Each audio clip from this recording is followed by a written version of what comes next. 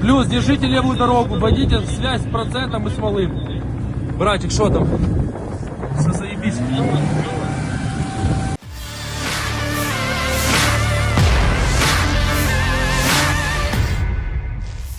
Tentara bayaran Rusia, PMC Wagner, merilis rekaman yang memperlihatkan nasionalis Ukraina terbaring lemah di tanah. Tubuhnya disebut bonyok setelah berupaya melakukan serangan balik ke pasukan Rusia.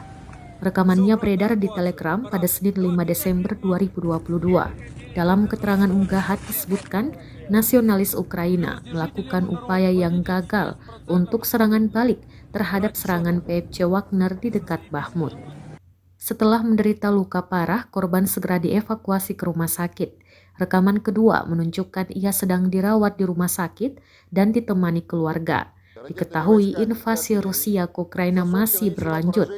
Presiden Rusia Vladimir Putin disebut membawa perang Rusia dan Ukraina ke level baru.